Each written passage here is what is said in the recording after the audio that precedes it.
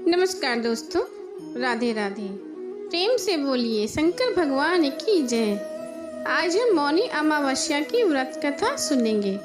एक गरीब ब्राह्मण परिवार था। उस परिवार में पति पत्नी के अलावा एक पुत्री थी। वह पुत्री धीरे धीरे बड़ी होने लगी। उस पुत्री में समय के साथ बढ़ती उम्र के साथ सभी गुणों का विकास हो रहा था। वह लड़की बहुत ही सुंदर और गुणवान थी, क्योंकि गरीब होने के कारण उसका विवाह नहीं हो पा रहा था। एक दिन उस घर में एक ब्राह्मण साधु महाराज पधारे। वह उस कन्या के सेवा भाव से बहुत प्रसन्न हुए। कन्या को लंबी आयु का आशीर्वाद देते हुए साधु ने कहा कि इस कन्या के हथेली में विवाह योग्य रेखा नहीं है। तब ब्राह्मण दंपति ने साधु से उपाय पूछा कि कन्या ऐसा क्या करे कि उसके हाथ में विवाह योग्य बन जाए। साधु ने कुछ देर विचार करने के बाद अपनी अंतर्दृष्टि से ध्यान करके बताया कि कुछ दूर में एक गांव में सोना नाम की धोबिन जाति की एक महिला अपने बेटे और बहू के साथ रहती है, जो बहुत ही आचार विचार और संस्कार संपन्न तथा पति परायण है।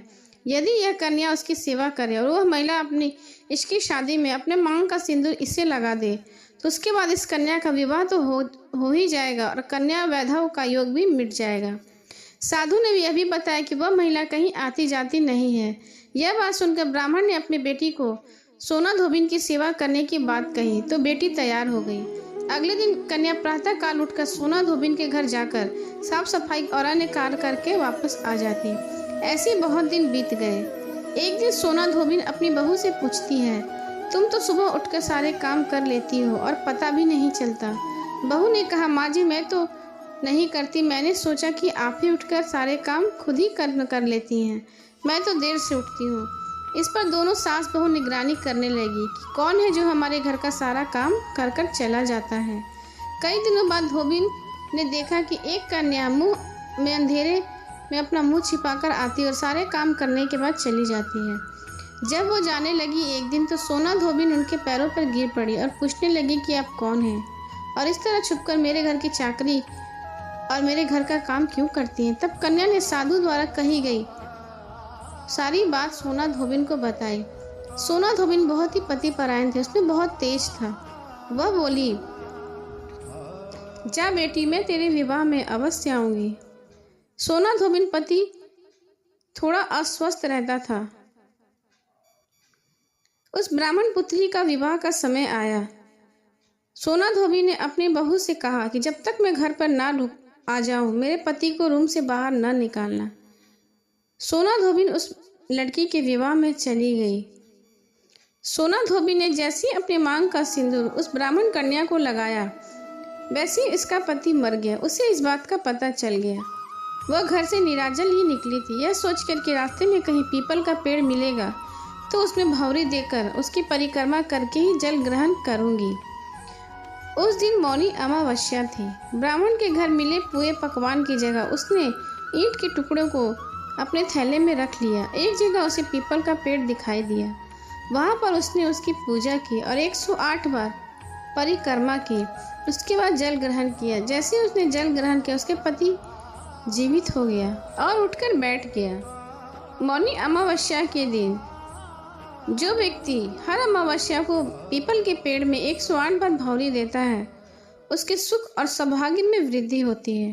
पीपल के पेड़ में सभी देवों का वास होता है। अंत जो व्यक्ति हर अमावस्या को न करके वह सोमवार को पड़ने वाली अमावस्या के दिन भी 108 वस्तुओं की भौरी देकर सोना धोबिन और गौड़ी गणेश का पूजन करता है, तो उसे अखंड सौभाग्य की प्राप्ति होती है। प्रेम से बोले शंकर भगवान की जय। अब सुने बुधवार के दिन सुनी जाने वाली गणेश भगवान की व्रत कथा। एक नगर में मधुसूदन नामक एक व्यक्ति रहा करता था। वह बहुत धनवान था। मधुसूदन का विवाह बलरामपुर नगरी की सुंदर लड़की के साथ हुआ था। एक बार मधुसूदन अपनी पत्नी को लेने बुधवार के दिन बलरामपुर गया। मधुसूदन ने अपनी पत्नी के माता पिता से संगीता को विदा करने के लिए कहा, तो माता पिता ने बोला, बेटा आज बुधवार है, बुधवार को किसी भी शुभ कार्य के लिए यात्रा नहीं करते। लेकिन मधुसूदन नहीं माना। उसने ऐसी शुभ अशुभ बातों को न मानने की बात कही और माता पिता को मजबूर किया अपनी बेटी को विदा करने के लिए। मजबूरनवश वो माता पिता अपनी बेटी की विदा कर दिए। दोनों ने बैलगाड़ी में यात्रा प्रारंभ की। 2 कोस की यात्रा के बाद उसकी गाड़ी का पहिया टूट गया। वहां से दोनों पैदल यात्रा शुरू कर दिए। रास्ते में संगीता को प्यास लगी। मधुसूदन उसे एक पेड़ के नीचे बैठाकर जल लेने गया। थोड़ी देर बाद जब मधुसूदन कहीं से जल लेकर वापस आया तो बुरी तरह हैरान उठा, क्योंकि उसकी पत्नी के पास उसकी ही शक्ल सूरत का एक दूसरा व्यक्ति बैठा था। संगीता भी मधुसूदन को देखकर हैरान रह गई। वह दोनों में कोई अंतर नहीं कर पा रही थी। मधुसूदन ने उस व्यक्ति से पूछा कि तुम कौन हो और मेरी पत्नी के साथ क्यों बैठे हो। मधुसूदन की बात सुनकर वह व्यक्ति ने कहा, अरे भाई, यह मेरी पत्नी संगीता है। मैं अपनी पत्नी को ससुराल से विदा कराकर लाया हूँ, लेकिन तुम कौन हो जो मुझसे ऐसे प्रश्न कर रहे हो। मधुसूदन ने कहा, तुम जरूर कोई चोर या ठग हो। यह मेरी पत्नी संगीता है। मैं इसे पेड़ के नीचे बैठाकर जल लेने गया था। इस पर उस व्यक्ति ने कहा, अरे भाई, झूठ तुम बोल रहे हो। संगीता को प्यास लगने पर जल लेने को मैं गया था। मैं तो जल लाकर अपनी पत्नी को पिला भी दिया। अब तुम चुपचाप यहाँ से चलते बनो, नहीं तो मैं किसी सिपाही को बुलाकर तुम्हें पकड़वा दूंगा। दोनों एक दूसरे से लड़ने लगे। उन्हें लड़ते देख बहुत से लोग वहाँ एकत्रित हो गए। नगर के कुछ सिपाही भी वहाँ आ गए। सिपाही उन दोनों को पकड़कर राजा के पास ले गया और सारी कहानी राजा को सुनाई। राजा भी कोई निर्णय नहीं कर पा रहे थे। संगीता भी उन दोनों में से अपने वास्तविक पति को पहचान नहीं पा रही थी। राजा ने दोनों को कारागार में डाल देने का फैसला किया। असली मधुसूदन भयभीत हो उठा। तभी आकाशवाणी हुई, हे मधुसूदन, तूने संगीता के माता पिता की बात नहीं मानी और बुधवार के दिन अपने ससुराल से प्रस्थान किया। यह सब भगवान बुद्ध देव के प्रकोप से हो रहा है। मधुसूदन ने भगवान बुद्ध देव से प्रार्थना की, हे भगवान, मुझे क्षमा कर दीजिए। मुझसे बहुत बड़ी गलती हुई है। भविष्य में कभी भी बुधवार के दिन यात्रा नहीं करूंगा और सदैव बुधवार को आपका व्रत किया करूंगा। मधुसूदन के प्रार्थना करने से भगवान बुद्ध देव ने उसे क्षमा कर दिया। तभी दूसरा व्यक्ति राजा के सामने से गायब हो गया। राजा और दूसरे लोग इस चमत्कार को देखकर हैरान हो गए।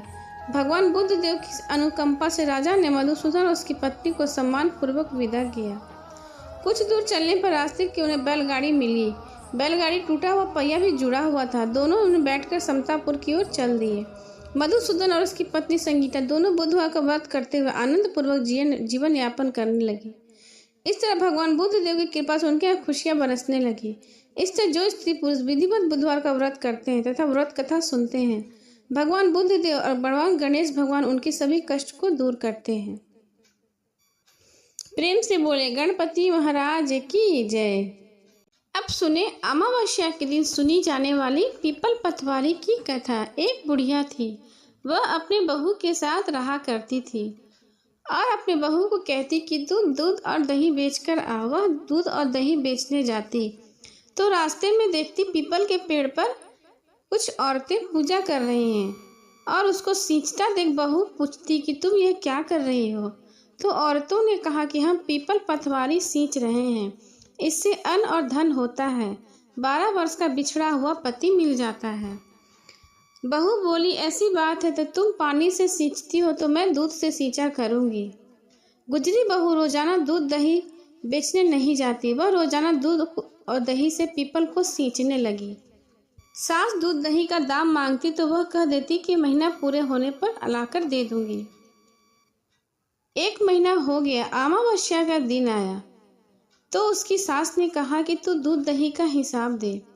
उस दिन बहू पीपल पथवारी के पास जाकर बैठ गई तो पथवारी ने पूछा कि तुम क्यों बैठी हो। बहू बोली कि सास दूध दही का दाम मांग रही है। पीपल पथवारी बोली कि मेरे पास क्या दाम रखा है, ये भरा डिंडा पान पतूरा ले जा। बहू ने वही ले जाकर कोठरी में रख दिया और डर के मारे कपड़ा ओढ़कर सो गई। सास बोली, पैसे लाई है क्या बहू? बहू ने बोला, कोठरी में रखा है माँ जी, ले लीजिए। सासू ने कोठरी खोला तो देखा कि हीरे और मोती जगमगा रहे हैं। सास बोली, तू इतना धन कहाँ से लाई? बहू ने आकर देखा तो सच में धन बहुत था। बहू ने सास को सारी बात बता दी। सास ने कहा, अब तो मैं भी पथवारी सींचूंगी। फिर सास ने भी दूध और दही बेचने को जाती और हांडी धोकर पीपल पथवारी में चढ़ा देती। आकर बहू से कहती कि मेरे से दाम मांग। वह कहती, सासू जी, कोई बहू भी दाम मांगती है क्या? मगर सासू माँ कहती, तुम माँ। बहू बोली, सासू माँ पैसे दो। तो सास पीपल पथवारी के पास जाकर बैठ गई। पीपल पथवारी ने सास को से पूछा कि तुम उदास क्यों बैठी हो? तो सासू माँ ने कहा कि बहू मुझसे दूध और दही का दाम मांगती है। तो पटवारी माता ने कहा, यह पान भतूरा डिंडा ले जा। उसने ले जाकर कोठरी में वैसे ही रख दिया जैसे बहू ने रखा था। सुबह बहू ने खोलकर देखा तो उसमें कीड़े मकोड़े चल रहे थे। बहू ने कहा, सासू माँ यह क्या है?